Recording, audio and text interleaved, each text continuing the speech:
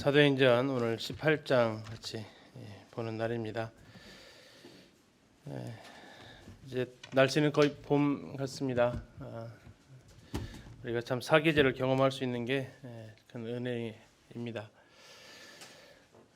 어김없이 계절은 이렇게 바뀌어가고 또 주님 오실 날도 또 어김없이 다가올 것을 기대합니다. 오늘 제목을 바울의 첫 목회지 고린도라고 이렇게 지었습니다. 바울이 터키 지역에 또 그리스 지역에 전도 활동을 많이 했는데 그가 그곳에 머물렀던 시간들은 길지 않습니다. 전도하고 일꾼 세워놓고 떠나고 또 전도하고 일꾼 세워놓고 떠나고 또 때로는 전도하고 일꾼 남겨놓고 떠나고 이렇게 했던 것이 거의 사도 바울의 1차, 2차 전도 여행이었는데요. 2차 전도 여행의 마지막 도착지 고린도에서는 사도 바울이 1년 6개월을 머물면서 목회를 하게 됩니다. 사도 바울에게 질문을 하나를 던져봤습니다. 바울 사도님, 전도가 쉬우셨어요? 목회가 쉬우셨어요? 뭐라고 대답을 하셨을 것 같으세요? 둘 다 쉽지는 않은데 그래도 고르라면 전도가 쉬운 것 같더라 하시는 것 같았습니다. 우리 자매님들 아이를 낳는 게 쉬우세요? 아이를 키우는 게 쉬우세요? 형제님은 조용해 주실 것 같아요. 안 나으셨으니까. 자매님들 어떠세요? 낳는 게 쉬우세요? 낳는 건 두 번 다 또 못 낳겠어요? 또 나와도 돼요. 뭐 사람마다 차이가 있겠죠. 생각을 좀 해봤습니다. 낳는 것은요. 우리 예전에 우리 어머니들은 아이 낳으러 갈 때 신발 한번 돌아보고 가셨다고 하잖아요. 내가 또 신을 수 있을까? 그걸 생각해 보면 아이는 낳는다는 것은 목숨을 각오하고 낳는 게 아이를 낳는 거고. 아이를 키운다는 것은 뭘까요? 아이를 키우는 것은 내 목숨을 소진하는 일이다라고 이렇게 생각을 하게 됩니다. 전도도 비슷한 것 같습니다. 사도 바울이 전도하는 과정을 보면 전도하는 것은 지금 쭉 보셨던 대로 목숨을 내놓고 하는 일이잖아요. 곧 죽을 수도 있는 일이었습니다. 쉽지 않은 일이죠. 그러나 이 고린도에서의 목회는요. 정말 그 몸 안에 모든 진액을 다 빼내야만 했던 그의 시간들입니다. 나중에 고린도 전후서를 쓰는 사도 바울의 모습을 보면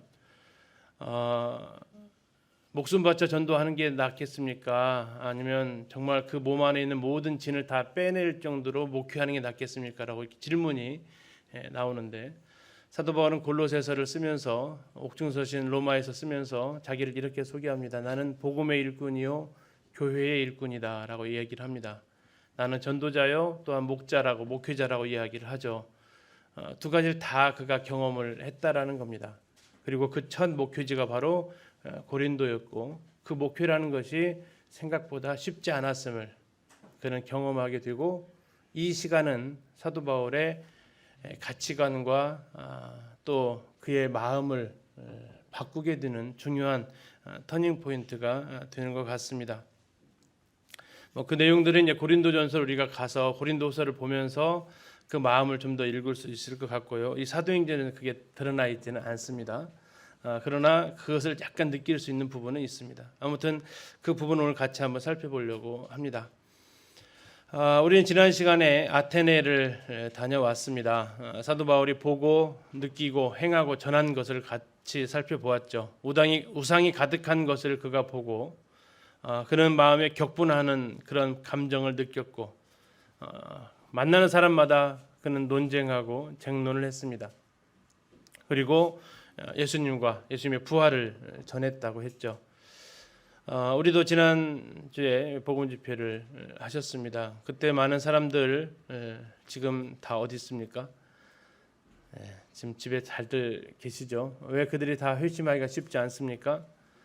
그 마음에 가득한 것들이 있기 때문에 그렇죠. 그것이 무엇이 됐든 하나님을 대신하고 있는 그것들이 가득하게 차 있기 때문에 그 자리를 하나님 앞에 내어드리기가 참 쉽지 않은 거죠. 때로는 안락함일 수도 있고요.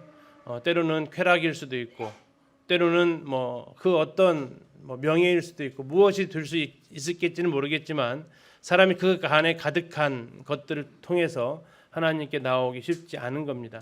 또한 우리의 삶이 하나님의 말씀을 듣고도 바뀌지 않는 것도 비슷한 것 같습니다. 우리 마음에 가득한 게 있습니다. 그게 있으면 하나님 말씀이 비집고 들어갈 틈이 없죠.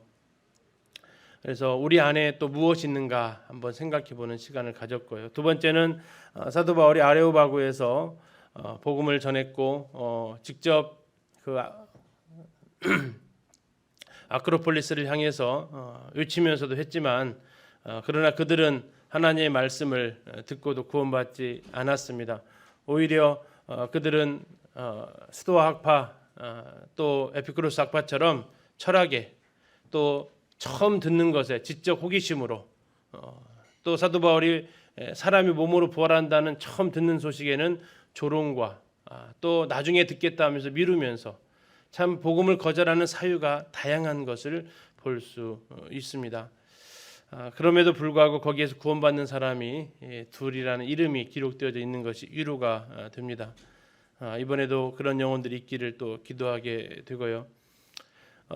사도행 17장에는 세 지역의 사람들이 우리는 살펴보았습니다. 데살로니가 사람들, 베레아 사람들, 그리고 아덴 사람들. 데살로니가 사람들은 하나님 말씀에 자기 생각과 다르다는 이유로 바울을 핍박을 했죠. 그리고 베레아 사람들은 이것이 그러한가 하여 간절한 마음으로 말씀을 받았고 성경을 상고했습니다. 아덴 사람들 호기심으로 듣고 조롱하거나 다음에 듣겠다고 미루는 일들이 일어났습니다. 주님은 복음서에서 씨 뿌리는 비유를 들어서 또 말씀을 하셨죠. 길가와 가시떨기와 돌밭과 좋은 밭에 뿌려진 이 사람들의 마음밭이 거기에 비할 수도 있겠습니다. 더 중요한 것은 오늘날 나의 마음밭은 어떠한가라는 거죠. 하나님의 말씀이 들려졌을 때에 나는 거기에 대해서 반발하는지 아니면 듣고 지키는지 아니면 다음으로 미루든지 다음부터 잘해야지 하면서 하든지 어떠한 것이 있는가를 생각을 또 하게 되었습니다. 오늘은 이제 사도 바울이 18장 1절에 보면 아덴을 떠나 고린도로 이르는 것을 보게 됩니다. 그곳에서 사도 바울은 평생 못 잊을 만남을 갖게 됩니다. 사실 이 사도 바울이 2차 전도여행을 떠날 때 신라와 함께 떠났지만 평소부터 알고 지내던 사람이 아니었습니다. 중간에서 디모데를 만났지만 그것은 1차 전도여행 하면서 만났던 사람이었습니다. 드로아에서 누가를 만났지만 그도 처음 생애 가운데 만나는 사람들이었습니다. 그런데 그들이 사도 바울의 전도 여행의 동역자가 되었고 그들과의 만남은 평생 또 잊지 못하는 만남으로 연결되어지죠. 그리고 이 고린도에서 한 부부를 만나는데 그 부부들과의 만남은 또한 사도 바울에게 있어서 평생 같이 하는 참 소중한 만남이 됩니다. 오늘 우리가 이 자리에 같이 서로 얼굴을 알고 지냅니다. 주님 아니었으면 같이 만날 일들이 별로 없으셨을 분들과의 만남이죠. 때로는 우리가 이사를 와서 만나게 되고요. 때로는 우리가 결혼을 해서 만나는 만남도 있습니다. 때로는 취업 때문에 학교 진학 때문에 그런 만남들이 새로 생기는 만남들이 있습니다. 그 만남은 나의 삶에 어떠한 영향을 주셨습니까? 우리 성도님들 삶에서 내 삶에 영향력을 준 내 삶을 바꾼 만남이 있었다면 그 만남은 어떠한 만남이었습니까? 어떠한 계기로 만나셨나요? 시간만 있어서 한 번씩 들어보면 참 좋겠죠. 우리 삶 속에서 이 만남 때문에 내 삶이 참 중요한 전환점이 되었다. 아마도 결혼하시는 만남이 제일 중요한 전환점이 되셨을 것이고 또는 교회를 옮기면서 만나는 만남이 또 있으셨을 것입니다. 또 직장 가운데에서 이사를 하면서 그런 만남들이 있었고 그 만남들이 우리 삶에 이런저런 영향을 끼쳤을 것입니다. 때로는 긍정적으로 때로는 참 아픔으로 다가왔을 수도 있습니다. 그리고 더 나아가서 우리는 앞으로 또 만남을 이루어 갈 겁니다. 앞으로 어떤 만남이 우리를 찾아올지는 모르시잖아요. 오늘 또 어떤 사람을 만날지도 모릅니다. 그리고 그 사람의 만남이 내 삶을 또 어떻게 변화시켜 놓을지를 또 우리는 잘 알지 못합니다. 사도 바울도 아마 그랬을 겁니다. 오늘 그 만남을 같이 생각해 보면서 사도 바울이 총 3번의 만남을 갖게 되는데 그 만남을 좀 살펴보려고 합니다. 자, 사도행 18장 1절에서 18절 말씀 제가 좀 빠르게 읽겠습니다. 그 후에 바울이 아덴을 떠나 고린도에 이르러 아골라라는 본두에서 난 유대인 한 사람을 만나니 글라우디오가 모든 유대인을 명하여 로마에서 떠나라 한 거로 그가 그 안에 브리스길라와 함께 이달리아로부터 새로 온지라. 바울이 그들에게 감해 생업이 같음으로 함께 살며 일을 하니 그 생업은 천막을 만드는 것이더라.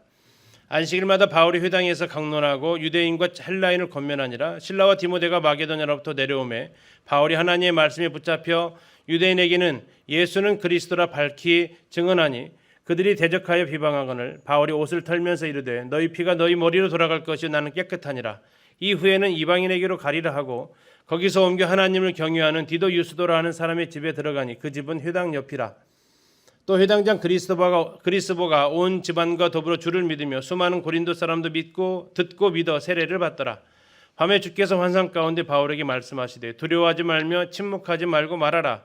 내가 너와 함께 있음에 어떠한 사람도 너를 대적하여 해롭게 할 자가 없을 것이니 이는 이 성 중에 내 백성이 많음이라 하시더라.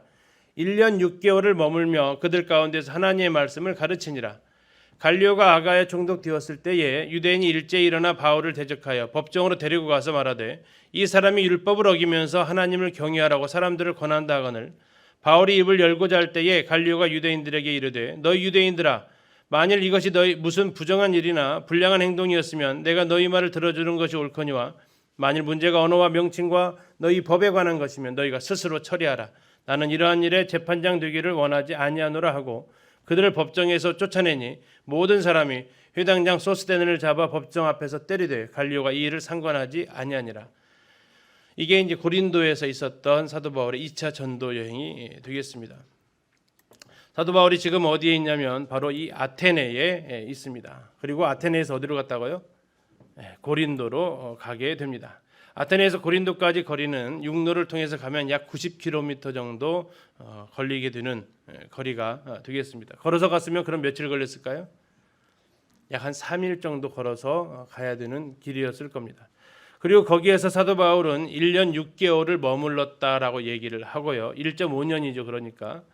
그리고 그곳에서 서신서 2권을 쓰는데 방금 전에 전도하고 왔던 데살로니가 교회에 데살로니가 전서와 후서를 기록한 것이 바로 이 고린도가 되겠습니다. 사도 바울이 갔던 길을 이렇게 구글로 이렇게 지도를 매핑을 해보면 사도 바울이 출발했던 데가 어디냐면 바로 여기 아테네입니다. 아테네 피레네 항구에서 아마 출발을 하게 되면 이런 육로를 따라서 쭉 한 90km 가게 되면 이쪽 펠레폰네소스 반도라는 곳이 있는데요. 여기에 바로 고린도라는 아고라입니다. 여기가 지금 이 빨간색 점 있는 데가 고린도 아고라에 도착을 하게 되는 거죠. 물론 배를 타고 이렇게 갔을 수도 있겠지만 아마도 육로로 더 가는 것이 사도 바울에게 일반적이었을 것이라고 생각을 할 수 있겠습니다. 지금도 고린도의 아테네에서 고린도로 가다 보면 지금 이정표가 이렇게 써 있습니다. 뭐라고 써 있습니까? 보이십니까? 코린토스라고 써 있습니다. 2000년 지났는데요. 지명이 지금도 이렇게 코린토스라고 쓰여져 있으면 이 단어 자체를만 보는 것도 와, 성경의 땅에 왔다라는 것을 실감할 수 있습니다. 방금 보셨던 대로 그 후에 바울이 아덴을 떠나 고린도에 이르렀다. 저희들도 이제 아테네에서 고린도로 이렇게 성지답사를 가게 되는데요. 자, 이 지역은 복음을 전하는 자들에게는 가장 매력이 없는 도시입니다. 왜 매력이 없냐면요. 여기는 워낙 잘 사는 동네고요. 워낙 상업적으로 경제 활동이 왕성했던 도시고, 그러면 돈이 많이 있으면 뭐가 많아지죠? 죄가 많아집니다. 사람들이 돈이 많이 생기면 죄 짓는 일에 몰두를 하게 돼요. 그런데 죄 짓는 일이라고 말하지는 않고 문화생활 한다고 합니다. 문화생활 한다고 하면서 이런 일들을 하게 되죠.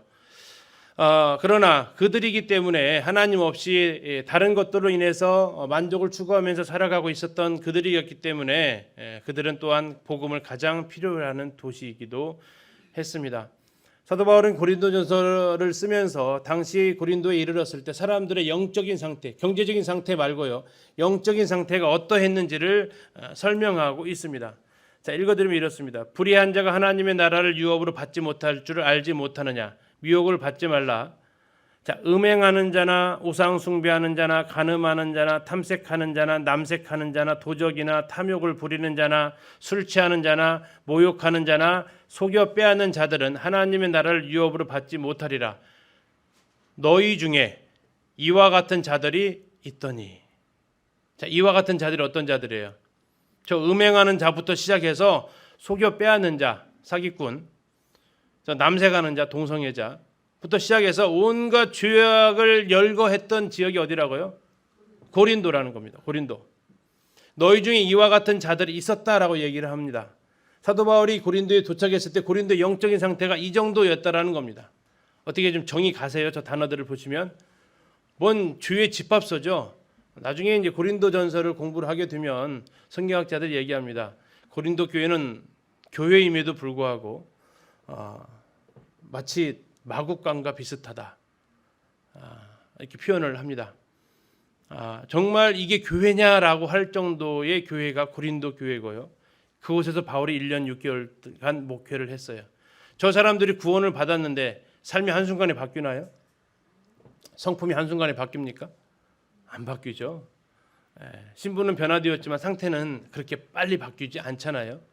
저 사람들이 이제 1년 6개월간 사도 바울과 함께하면서 아까 말씀드린 대로 사도 바울의 진을 다 빼놓는 일들을 하게 됩니다.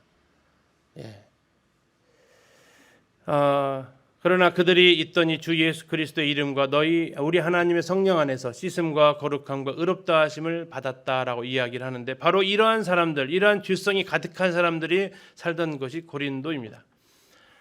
이 성경학자들이 옛 고린도시를 이렇게 3D로 재구성을 했습니다. 영상 한번 키워주시고 소리. 자, 그 장면 한번 어떠했을까?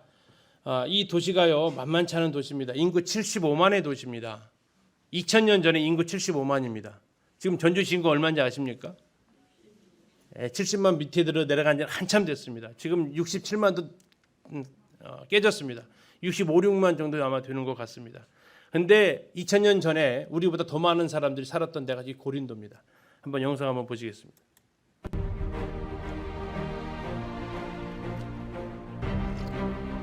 지금 들어가는 항구가 레기온 항구입니다. 보이시는 곳이 이제 고린도 성이고요.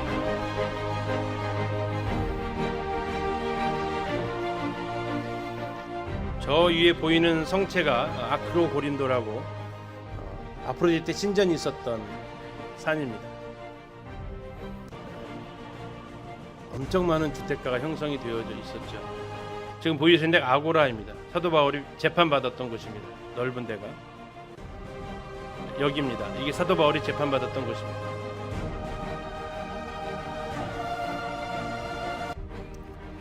지금 보이시는 이 바다가 고린도의 한쪽 만인 레기온 항구의 모습입니다. 드넓은 평야가 펼쳐져 있고 이렇게 참 아름다운 도시입니다.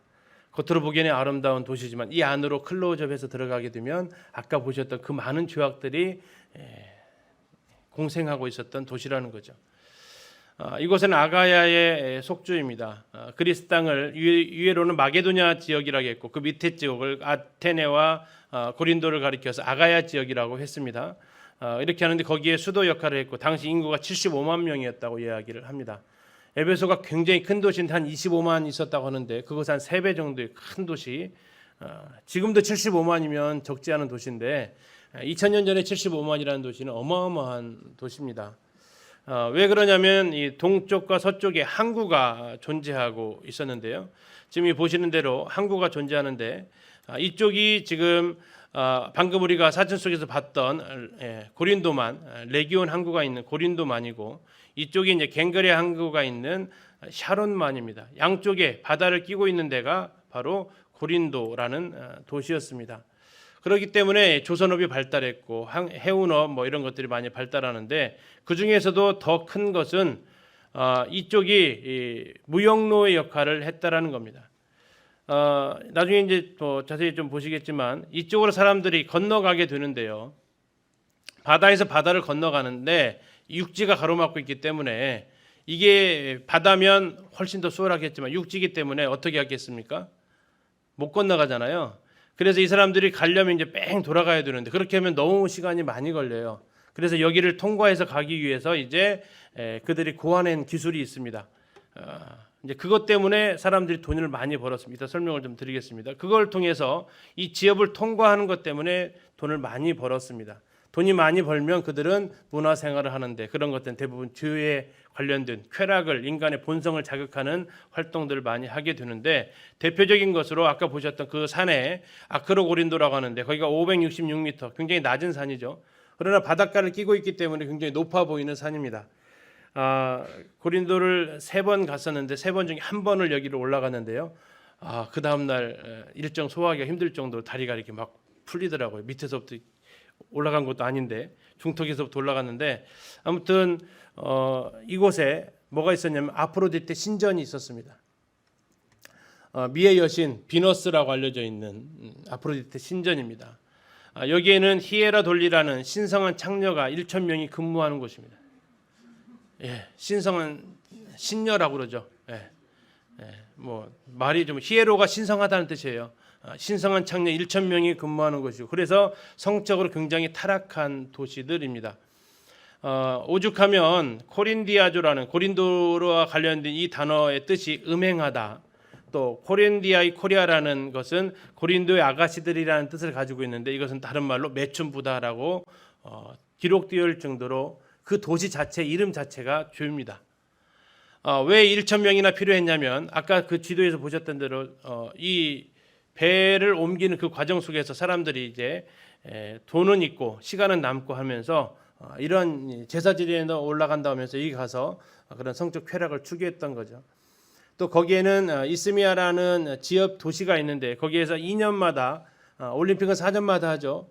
그 2년마다 그 체육 경기 대회를 합니다. 고린도전서 9장을 읽어보면 사도 바울이 그런 비유를 합니다.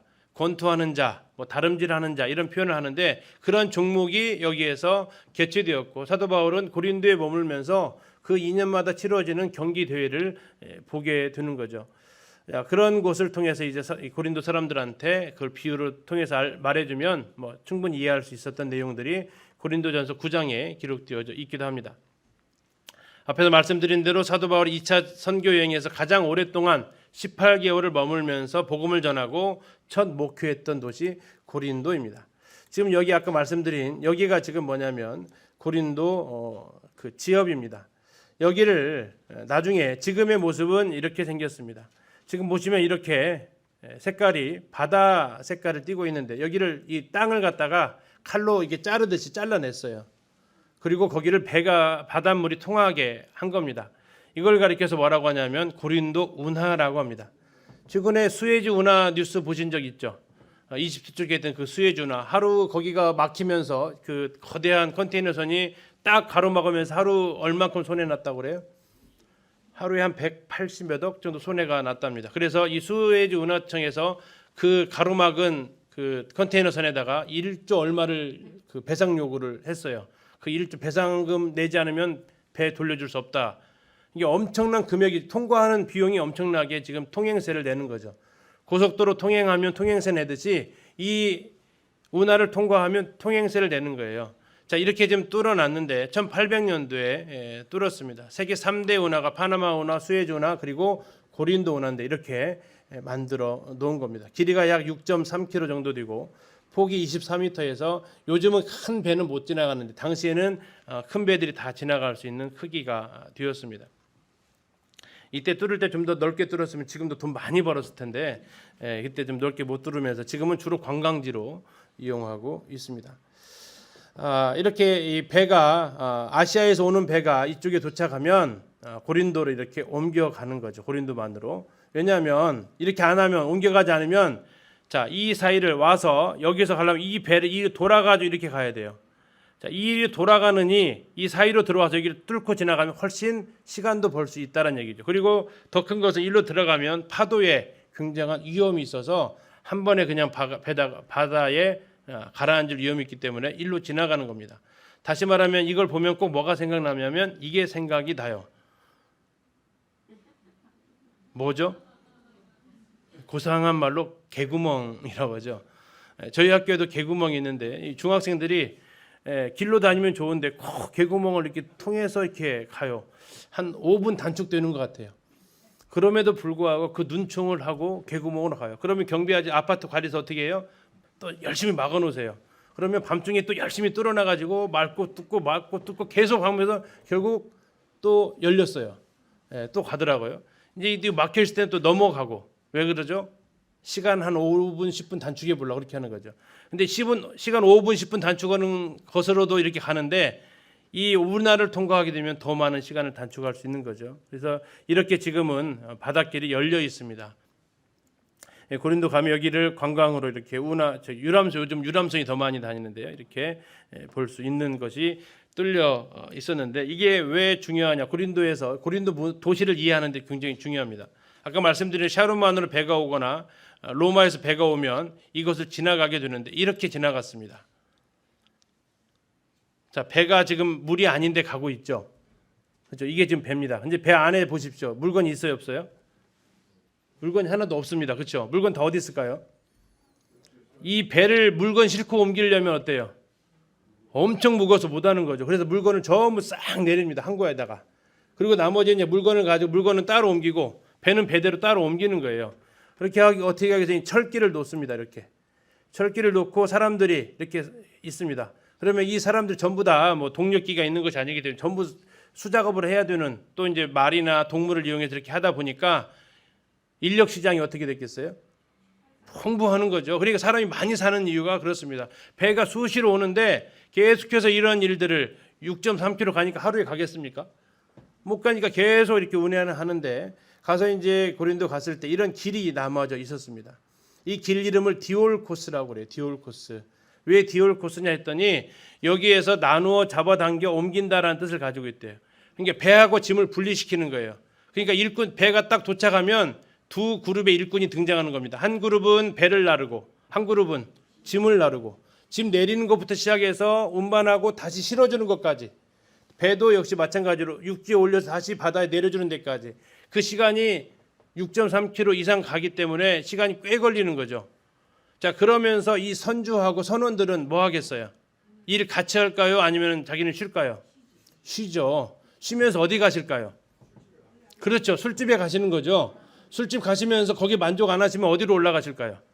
아까 1,000명의 신성한 성녀들이 근무하시는 그것으로 올라가셔가지고 거기 가서 왜 가셨을까요? 운항하는 데 있어서 뭐 하는 거예요? 제사 드리는 거죠. 안전 운항을 위해서. 그러면서 이제 그 신녀들하고 쾌락을 즐기는 이런 도시가 바로 이곳이었다는 얘기예요. 여기서 일하는 사람들은 돈을 수월찮게 벌었겠죠. 그래서 2000년이 지난 지금도 이렇게 그 레일 자국이 선명하게 남아 있어요. 지금도 이렇게 남아 있습니다.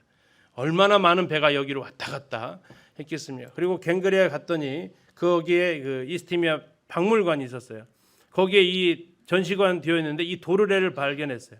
도르래 크기가요 문짝만 합니다. 저기 우리 출입문 문짝만한 도르래 크기가 이렇게 탁 버티고 있다가 저 왜 이게 필요했을까요? 이제 배를 끌어올리는데 이제 사용되어지는 거죠. 거기 이제 박물관에 갔더니 팀으로 오신 팀은 한국에서는 당신의 팀이 최초입니다라고 하더라고요. 거의 몰라서 안 가는 지역이죠. 그런데 이제 공부하다 보니까 이것이 갔더니 당시에 이렇게 디올코스로 이동했던 그런 근거들이 이렇게 남아 있었습니다. 그리고 나중에 도착하면 이쪽으로 이제 배가 쭉 빠져나가는 곳에 뒤어져 있었던 거죠. 스트라보라는 지리학자가 있는데 고린도는 상업 활동으로 인하여 부유한 도시로 불린다. 왜냐하면 이 도시는 지역에 자리 잡고 있으면서 두 항구를 동시에 지배하고 있기 때문이다. 그 두 항구 도시들 중 하나인 갱그리아는 곧바로 아시아로 이르고 또 하나인 레가이오는 이탈리아로 이른다. 그래서 양쪽에 두 항구를 그래서 물건을 오고 가면서 오는 배 가는 배 하면서 그곳에서 물건을 싣고 내리고 배를 운반해주고 짐 운반해주면서 많은 인력이 들어가고 많은 돈이 오고 가는 통행세를 받고 하면서 경제적으로 굉장히 부유한 도시였다라는 것이죠. 그러면서 부유한 도시, 그것이 곧 무엇으로 이어졌다고요? 쾌락으로 이어진다라는 겁니다. 금요일에 성경 탐사 여행했지만 우시아와 여로보암 2세 때 굉장히 잘 살았다고 했죠. 결국 그들이 잘 사니까 뭐 했다고요? 예, 죄를 지었다고요. 우상 숭배를 하고 쾌락을 따르는 거죠. 이것이 이제 고린도였다라는 겁니다. 고린도 도시의 그 모형도를 이렇게 보면 굉장히 규모 있는 큰 도시였음을 볼 수 있고요. 사도 바울이 여기에서 복음을 전하고 나은 것뿐만 아니라 1년 6개월 목회했던 곳. 그래서 사도 바울은 이곳에 편지를 쓰면서 내가 너희들의 영적인 아버지다라고 얘기합니다. 복음을 심었기 때문에. 또 사도 바울은 얘기합니다. 나는 심었고 아볼로는 물을 주었다라고 얘기합니다. 나는 너희 가운데 교회에 터를 놓았다라고 이야기하고 있습니다. 사도 바울이 고린도에 쏟은 정성은 다 말로 할 수 없습니다. 자, 이제 2절로 가면 이렇게 나와 있습니다. 아골라라 하는 본도에서 난 유대인 한 사람을 만나니 글라우디오가 모든 유대인을 명하여 로마에서 떠나라 한 거로 그가 그 안에 브리스길라와 함께 이달리아로부터 새로 온 자라. 이제 운명적인 만남이 이루어집니다. 사도 바울과 운명적인 만남을 만들어준 사람이 바로 지금 이분이 누구냐면 글라우디오 황제입니다. 이 글라우디오 황제에 의해서 운명적인 만남이 이루어지는데 누구를 만나냐면 아굴라와 브리스길라라는 이 부부를 만나게 됩니다. 아굴라는 본도 사람이라고 하는데 본도는 지금 지도에서 보시는 듯 이 지역이 본도 지역입니다. 자, 이 사람들이 로마에서 살고 있었는데 글라우디오라는 황제가 모든 유대인을 로마에서 나가라라고 이야기를 합니다. 자, 왜 나가라고 했을까요? 거기에서 이들이 문제를 일으킨 겁니다. 무슨 문제를 일으켰냐면 글라우디오 칙령이라는 게 있습니다. AD 49년에서 50년 전에 발효된 명령인데 당시 역사가였던 수에토니우스가 쓴 기록에 의하면 로마에서 크레스투스의 선동에 의해 유대인들이 계속 소란을 일으켰다고 합니다. 그래서 이 유대인들은 다 떠나라라고 했다는 거죠. 자, 이것은 크레스투스 무엇을 연상시킵니까? 크리스토스를 연상시킵니다. 그리스도를 연상시킨다고요. 그래서 당시에 무슨 상황이 벌어진 것으로 우리가 유추할 수 있냐면 유대인들이 예수 그리스도를 믿고 구원을 받았습니다. 로마의 교회가 있었으니까요. 그런데 그들이 계속 복음을 전한 겁니다. 누구한테 전했을까요? 유대인들한테 전했겠죠. 그래서 이들 그리스도를 믿는 유대인이 있고 그리스도를 믿지 않는 유대인들이 있는데 서로 이렇게 복음을 전하다 보니까 서로 어떻게 했겠어요? 네가 옳거니 내가 옳거니 서로를 향해서 이제 이단이고 그렇게 하면서 이제 계속 시끄러운 일이 벌어지니까 로마에 있는 이 황제가 어떻게 판결을 내는 겁니까? 두 그리스도인 유대인과 비그리스도인 유대인을 향해서 뭐라고 했어요? 다 나가라. 다 나가라. 시끄럽게 하지 말고 너네 땅으로 다 가버려라 지금 선언을 한 거예요. 그래서 기독교인 유대인이든 아닌 유대인 전부 다 이 로마 땅에서 이탈리아에서 다 떠나라는 명령이 내려진 겁니다. 다 꼴보기 싫다는 얘기죠. 그 명령이 떨어지니까 아굴라가 유대인이었기 때문에 본도에서 난 유대인이라고 했잖아요. 그래서 유대인이었기 때문에 나온 거예요. 브리스길라는 그의 아내였습니다. 이 브리스길라는 이름을 물어보면 우리도 이름을 들어보면 스티브 하면 한국 사람 같으세요? 외국 사람 같으세요? 외국 사람 같잖아요. 그래서 브리스길라 그러면 우리는 아굴라나 브리스길라나 다 외국 사람이죠. 그렇죠? 근데 브리스길라 하면 이게 유대인이 아니라 무슨식 이름이라고요? 로마식 이름이라고요. 그래서 이 국제 결혼을 하신 거예요. 아굴라라는 분이 유대인이면서 브리스길라는 로마 여인이에요. 브리스길라는 누구냐면 브리스가라는 그 가문이 있어요. 로마의 가문. 그래서 그것과 관련되어 있는 그 집안의 여인이라는 거죠. 이 브리스길라는 애칭입니다. 애칭. 예, 브리스가가 애칭이 아니고 브리스길라가 애칭이에요.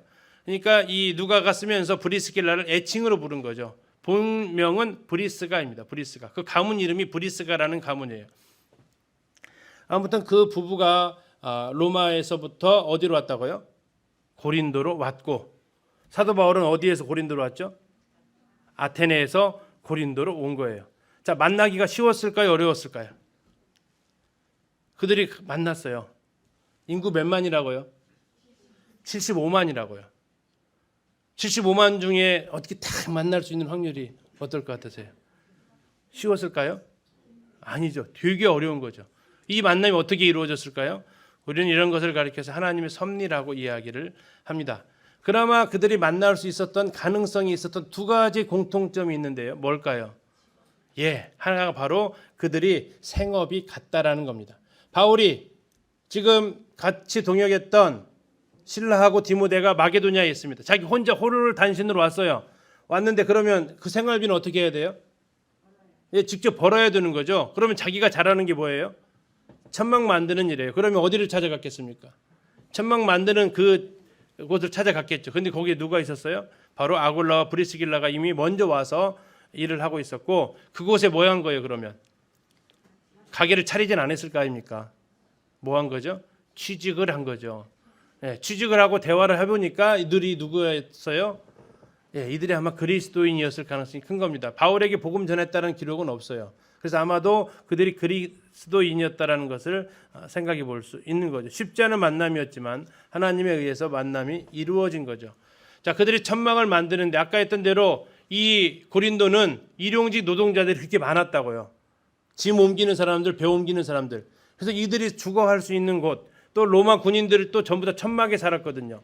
그래서 이 천막 만드는 일은 계속적인 수요가 있었기 때문에 이스라엘들이 같이 생업을 만드는 일에 동업할 수 있었다라는 겁니다. 이 브리스길라와 아굴라의 이 만남에 관련된 부분은 다음에 좀 더 자세하게 하도록 하겠습니다. 자, 그들이 일했던 장소가 바로 이 아고라라는 장터입니다. 어디엔가 아굴라 브리스길라의 천막 가게가 보이셔야 됩니다. 보이시죠?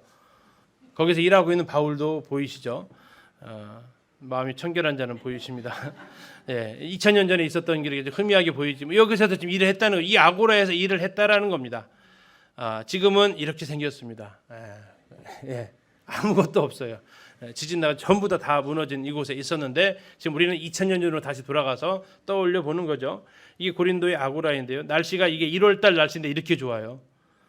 1월달 날씨인데 막 풀이 돋아 있고요. 여기 가면 반팔 입고 생활해야 돼. 1월달인데.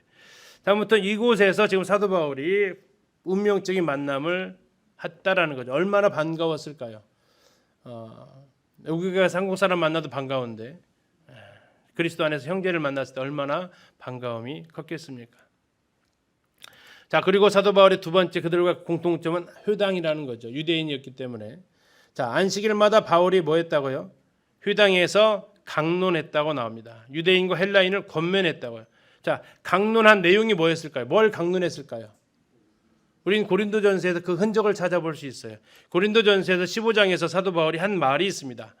뭐라고 했습니까? 형제들아, 너희가 너희에게 전한 복음을 너희에게 알게 하노니 이는 너희가 받은 것이요 그 가운데 선 것이라. 내가 받은 것을 먼저 너희에게 전하였노니 이는 성경대로 그리스도께서 우리 죄를 위하여 죽으시고 장사 지낸 바 되셨다가 성경대로 사흘 만에 다시 살아나셨다.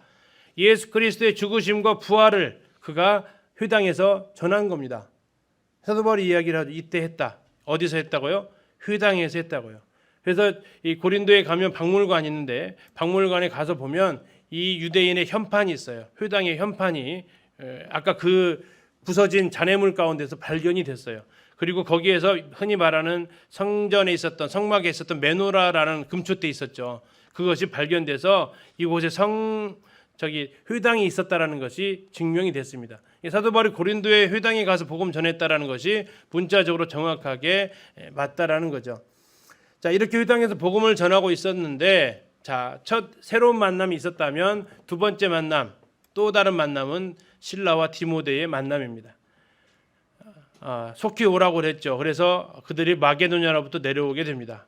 그리고 바울이 하나님의 말씀에 붙잡혀서 그 뒤로는 말씀에 붙잡혔다는 얘기가 뭐냐면 그 뒤로는 이제 전심으로 하나님의 말씀을 전했다라는 겁니다. 어떻게 이게 가능했을까요? 두 가지를 생각해 볼 수 있는데, 하나는 이 실라와 디모데가 내려오면서 그쪽 마게도냐에 있었던 교회로부터 생활비 지원을 받았을 겁니다. 빈손으로는 안 보냈겠죠. 이렇게 보내면서 생활비가 들어오니까 더 이상 일할 필요가 없어서 이제 말씀 전하는 것에 전무했고, 또는 이제 아마 실라와 디모데가 또 일을 하면서 필요한 생활비는 같이 공동으로 생활할 수 있었을 겁니다. 그러면서 결국 계속해서 말하는 것은 예수는 그리스도다라고 전한 거죠. 잠시 이 사도 바울의 이 전도 여행에서 그 출발을 보면 출발할 때 바울과 실라 둘이 출발합니다. 루스드라에서 디모데 합류하고요. 드로아에서 누가 합류합니다. 그래서 건너갈 때 4명이 들어간다고요. 자, 그리스 땅에 들어갔을 때 빌립보 들어가죠. 거기서 누가를 남겨두고 떠납니다. 그리고 나서 데살로니가로 가서 거기서 디모데를 남겨놓고 떠나죠. 다음에 베레아 갔을 때 신라를 남겨놓고 떠납니다. 4명이 갔는데 3명 남고 2명 남고 혼자 남아서 혼자 간 곳이 어디로 가요? 아테네로 가요. 아테네로 가서 신라와 디모데를 잠깐 내려왔다가 선교 보고 듣고 다시 올려보내고 혼자 또 바울 혼자 고린도로 가고요. 그리고 지금 5절에 나와 있는 대로 그 신라와 디모데가 다시 내려온 겁니다. 그러니까 사도 바울은 지금 계속 모였다 흩어졌다 모였다 흩어졌다 지금 드디어 다시 3명이 있고 누가는 지금까지도 계속 빌립보에 남아 있습니다. 자, 이렇게 해서 그들이 예수는 그리스도라고 사도 바울이 복음을 계속해서 전한 겁니다. 예수는 그리스도다. 예수는 사람이 아니고 하나님의 아들이시고 하나님의 기름 부음 받은 자다라고 계속해서 전했던 이 복음을 전하게 됩니다. 자, 그렇게 하니까 유대인들의 반응이 휴당에서 하니까 반응이 어때요? 그들이 대적하고 비방했다고 나옵니다. 받아들이지 않았어요. 그래서 사도 바울이 옷을 털입니다. 왜 옷을 털었을까요? 옷을 털었다는 얘기는 더 이상 복음을 전하지 않겠다라는 겁니다. 이고니온에서 그렇게 한 적이 있었습니다. 너희 피가 너희에게로 돌아갈 것이다. 이제 나는 파수꾼으로서의 사명은 다 감당을 했다라는 거고 사도 바울은 나는 이제 이방인한테로 가겠다. 자, 이것으로 인해서 사도 바울의 3차 전도 여행에서의 전도의 핵심이 약간 변화가 됩니다. 에베소에서 3차 전도 여행을 하는데 에베소 전도 여행을 할 때 에베소에서의 주 사역지는 회당이 아니었어요. 어디서 했다고 나오죠? 두란노 서원에서 했다라고 얘기를 또 하고 있습니다. 유대인들이 직접 만나는 그 사역도 있었지만 이방인들이 이제 직접적으로 만나는 그 사역을 더 많이 했다라는 거죠. 자, 이렇게 반대하니까 7절에서 거기서 옮겨 어디로 갔다고요? 하나님을 경외하는 디도 유스도라는 또 한 사람의 만남이 나옵니다. 디도 유스도 누구냐면 하나님을 경외하는 사람이래요. 하나님을 경외한다라는 것은 유대인일까요? 헬라인일까요? 헬라인이라고 그랬죠. 아직 개종하지 않은 헬라인을 가리켜서 하나님을 경외한다라고 얘기하고 있습니다. 디도 유스도가 누구냐? 디도라는 것은 티토라는 가문이 있어서 아마 로마 시민권자일 거고 그는 헬라인입니다. 이름 봤을 때 그렇습니다. 아마 이 헬라인으로 유대식 이름은 유스도라는 이름을 가지고 있는데 람세이 같은 성경학자는 바로 이 사람이 사도 바울이 그렇게 칭찬했던 가유라는 사람일 수 있다라고 이야기를 합니다. 온 집안의 식주 역할을 했던 사람이죠. 사도 바울이 침례를 줬던 사람이기도 합니다. 뭐 일치하는지는 정확하지는 않습니다. 그리고 그가 휴당 옆에 있었고 이렇게 기록한 이유는 아마도 그의 집이 예배당 역할을 한 것으로 보입니다. 그리고 나서 회당장 그리스도가 온 집안과 더불어 주를 믿고 수많은 고린도 사람도 믿고 세례를 받게 됩니다. 이 회당장 그리스도는 바울이 침례를 준 분이고요. 수많은 고린도 사람이 믿었는데 이것은 아마 회당장이 믿으니까 많은 사람들이 거기에 영향을 받은 것 같고 듣고 믿어 세례를 받았다라고 이것은 계속해서 구원의 역사가 일어났다라는 겁니다. 그런데 구원은 받긴 받는데 성도들의 삶의 수준은 영적인 수준은 올라오지를 않았던 것 같습니다. 자, 그러자 사도 바울이 아마 떠나고 싶은 마음이 있었던 것 같아요. 나는 전도자지 목회자는 아니야. 떠나고 싶은 마음이 있었던 것 같아요. 자, 그러는데 하나님이 갑자기 나타나십니다. 뭐 하는데요? 밤에 하나님이 나타나세요. 환상 가운데 나타나세요. 왜 나타나셨을까요? 아마도 사도 바울이 나 이제 여기서 그만하고 여기 맡겨두고 또 다른 데로 가야겠다 생각했을지 모르겠습니다. 목회는 정말 힘들다라고 생각할 수도 있겠습니다. 그런데 하나님 말씀하십니다. 뭐라고요? 두려워하지 말며 침묵하지 말고 말하라. 내가 너와 함께 있다. 예수님께서 하셨던 마태복음 28장에 나오는 그 명령이죠. 그러니까 너는 계속해서 말을 해라. 어떠한 사람도 너를 대적할 자가 없고 중요한 것은 이 성 중에 내 백성이 뭐하다고요? 내 백성이 많다. 떠날 생각하지 말고 계속해서 여기에서 뭐하라고요? 복음을 전하라는 겁니다. 자, 그러니까 사도 바울이 떠날 수가 있어요, 없어요? 없죠. 가고 싶은 데도 못 가는 거예요. 얼마 동안? 1년 6개월간. 이렇게 머물렀던 적은 지금까지 역사상 없어요. 나중에 에베소에서 3년을 머물지만 지금까지 가장 오랫동안 머무른 거예요. 사도 바울은 정말 오래 머무른 거예요. 1년 6개월이나 머물렀다는 것은. 이건 에베소 다음으로 많이 머무른 기간이었고 여기서 뭐 했다고요? 하나님의 말씀을 가르쳤다라고 나오고 있습니다. 자, 여기 사도 바울이 머물렀다라고 나오는데요. 머물렀다. 우리는 머물러야 할 때가 있고 떠나야 할 때가 있는데 내가 정하는 게 아니고 누가 정하신다고요? 예, 하나님이 정하십니다. 구름 기둥이 일어나면 떠나는 거고요. 있고 싶어도 구름 기둥이 멈추면 가고 싶어도 멈추는 거. 주님의 음성을 듣고 행하는 것이 중요한 부분이죠. 왜 주님은 이 고린도 18장 하면서 제일 생각했던 거, 왜 하나님은 못 떠나게 했을까를 생각을 해봤습니다. 왜 못 떠나게 했을까요? 왜 못 떠나게 했을까요? 가고 싶어 하는데. 아마도 바울에게 뭔가 가르쳐주고 싶으셨던 것 같아요. 우리는 2차 전도 여행의 출발을 알고 있습니다. 무슨 일이 벌어졌죠? 마가의 동행 문제로 인해서 다툼이 있었잖아요. 그리고 마가를 절대 용납할 수 없는 사람으로 했잖아요. 근데 우리는 2차 전도여행 끝나고 사도 바울과 마가가 아주 급격하게 화해한 것을 알고 있습니다. 어디서 그게 가능했을까 싶으면 제 개인적인 판단은 여기서 가능했다라고 싶습니다. 고린도에서 정말 여러 성도들을 경험해 보니까 그래도 마가는 어떤 것 같아요? 훌륭한 것 같아요. 마가 중간에 도망가 가지고 영 아니다 싶었는데 고린도에서 여러 사람의 목표를 하다 보니까 마가는 그래도 어떻다고요?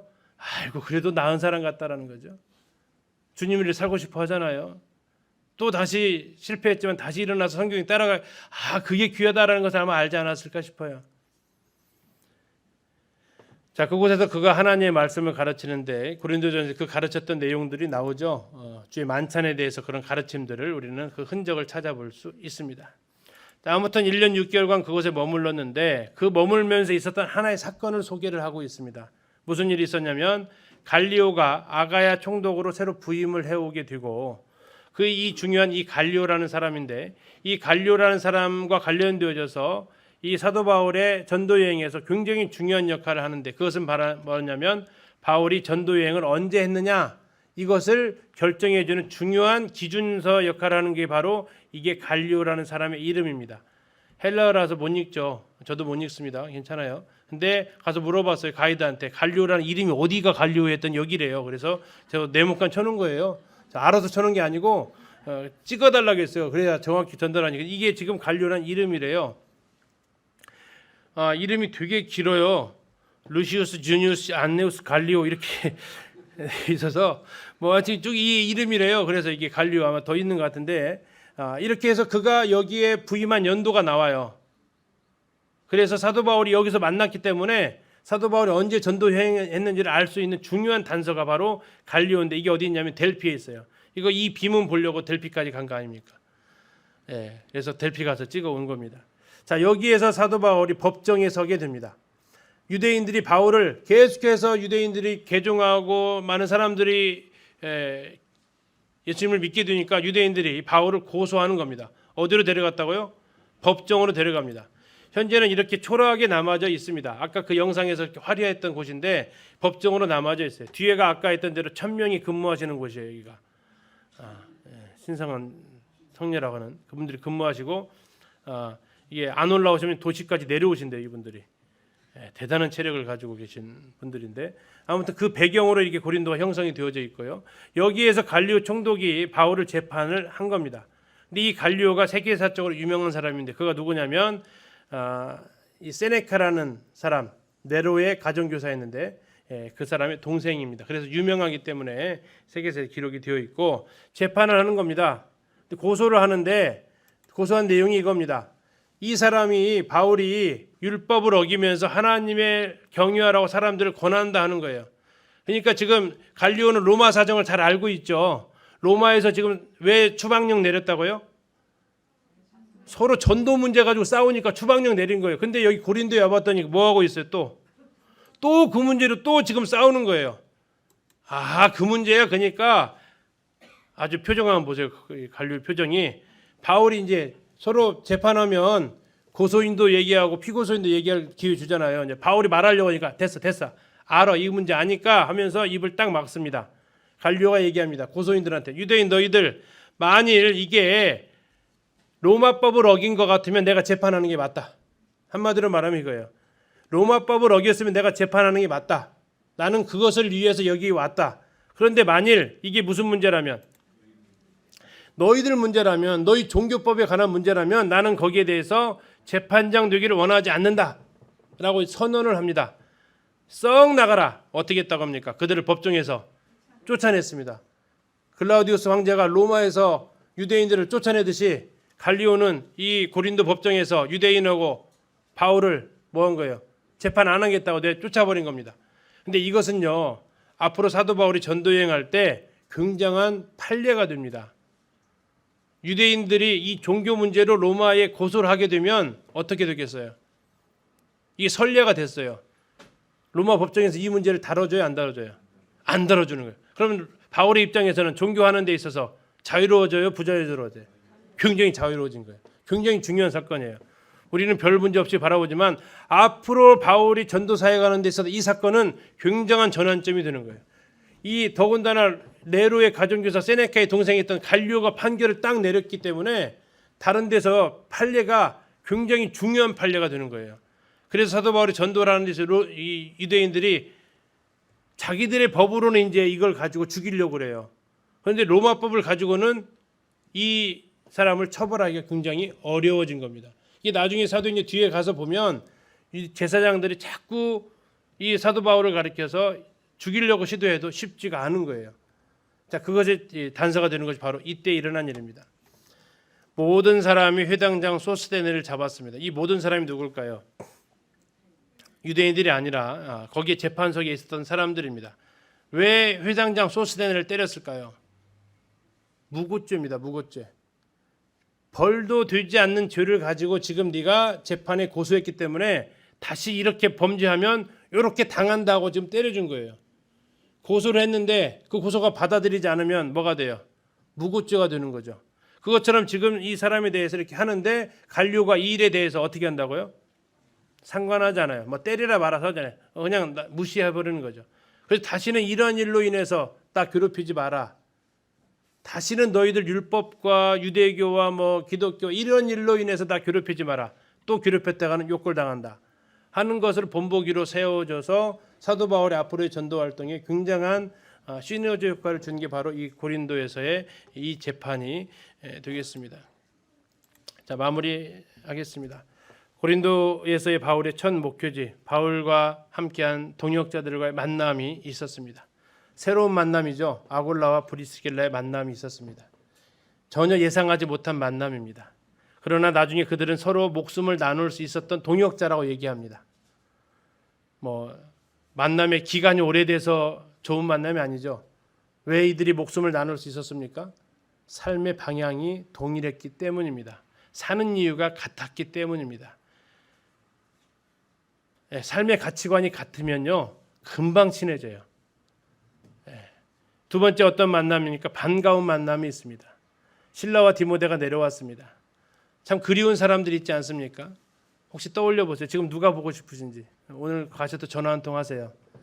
말씀 듣는데 반가운 만남, 형제가 자매가 생각나서 전화 한번 했다고.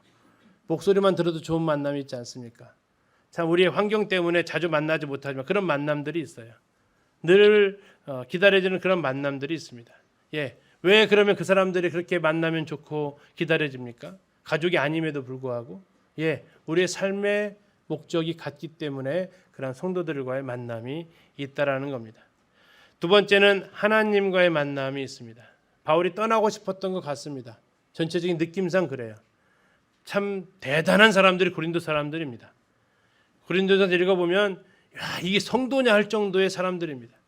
성도들끼리 소송을 하지 않나, 또 음행을 하지 않나, 막 사기를 치지 않나, 정말 가히 교회라고 이르기 힘들 정도의 죄악들이 고린도 교회에 가득했습니다.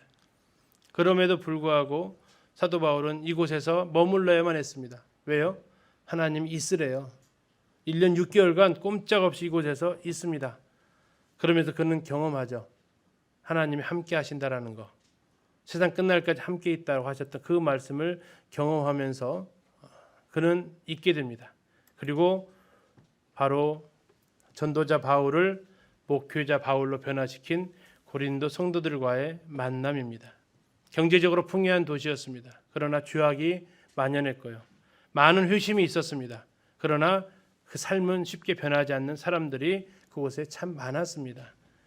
전도자로서 그는 계속해서 전하고 나오는 사역을 했지만 이곳에서는 머물면서 1년 6개월을 그들과 같이 생활을 했습니다.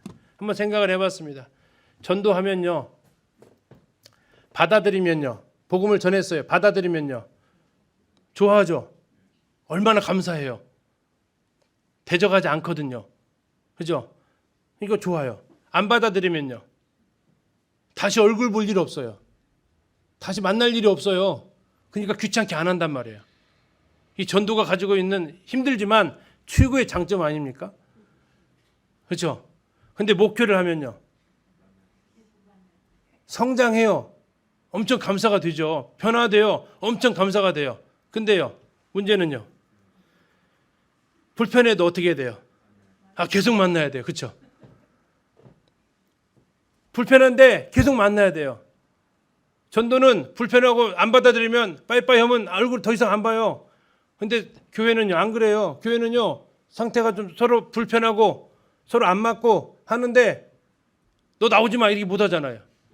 형제 나오지 마, 자매 나오지 마 이런 말 못 하잖아요. 근데 나도 안 나와 이것도 힘들잖아요. 그러니까 어떻게 해야 돼요? 계속 만난단 말이에요. 쉬워요? 이게 어렵잖아요. 근데 사도 바울이 여기서 그걸 경험한 거예요.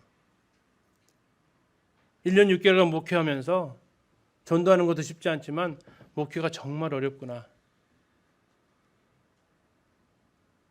그래서 사도 바울이 아마도 마가하고 화해하고 바나바와 다시 화해하고 하는데 중요한 부분, 제가 개인적으로는 이 전도 여행을 마치면서 출발이 그랬단 말이에요. 출발이.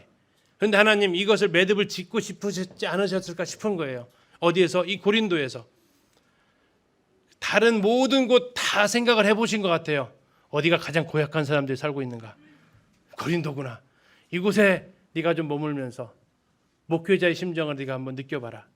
한 사람 구원하는 것도 중요하지만 한 사람을 세우는 것이 얼마나 쉽지 않은지, 한 영혼이 지옥에서 건진받는 것도 참 쉽지 않지만 한 영혼이 그리스도 안에서 성장해서 그리스도 일꾼으로 세우는 것은 또 얼마나 쉽지 않은지 이곳에서 그가 경험을 한 것 같습니다. 그리고 사도 바울의 마음을 가장 많이 기쁘게 하고 가장 많이 후려팠던 게 바로 이 고린도 사람들입니다. 가장 많이 애타게 만들었던 사람이 고린도 사람들이에요. 그런데 사도 바울은 얘기합니다. 내가 너희 아버지라고. 목회는 뭡니까? 아버지의 마음으로 하는 것이라고. 전도자가 아닌 아버지로서 그가 여기에서 살았다고. 아버지가 뭐예요? 당장 한 대 그냥 때려주고 싶어도 품어야 되는 게 아버지의 그 마음을 사도 바울이 여기서 경험하게 됩니다. 그게 바로 고린도 성도들과의 만남이에요. 그래서 이 사도 바울의 2차 전도여행지 마지막 이곳에서 사도 바울은 동역자들의 소중함을 알게 됩니다. 새로운 만남의 동역자, 그동안 계속해서 같이 동역했던 그 동역자들과 그 만남, 그리고 그들을 사도 바울을 계속해서 떠나고 싶고 그만두고 싶을 때 찾아오셔서 위로해 주시고 도전해 주시고 하셨던 그 하나님과의 만남. 더 나아가서 정말 이 사람만 없으면 교회 생활 할 만한데 정말 저 형제만 저 자매만 눈에 안 보였으면 괜찮을 텐데 하는 그러한 정말 주님으로부터 오지 않은 내 육신적인 이 마음에서 오는 그 마음을 하나님께서 깨트리시고자 하시는 그 만남이 있습니다. 어제 우리 청년들하고 얘기하면서 우리 가운데 우리 옆에 있는 형제 자매들을 볼 때 그리스도께서 위하여 죽으신 형제 자매로 보자. 또 한 가지, 그리스도께서 위하여 죽으신 형제 자매 그토록 귀하지만 그리스도께서 위하여 죽으셔야 할 정도로 그 사람들은 상태가 매우 안 좋다. 무슨 이해 가세요? 주님이 아니면 감당이 안 되는 분들이라고요. 옆에 분들 한번 보실래요? 굉장히 귀하신 분들이죠. 근데 뭐라고 어떤 분들이라고요? 주님이 아니면 감당하기 힘드신 분들이 앉아 계시다고요. 첫 번째는 내가 그렇고요. 옆에 분들이 그러세요. 그래서 우리는 우리가 서로 여기에 대해서 그리스도의 마음으로 사도 바울이 이곳에서 1년 6개월 머물면서 목회자의 아버지의 마음으로 사역했던 것처럼 그런 만남들이 또 우리를 더 성장시킬 수 있으리라고 생각이 듭니다. 감사합니다.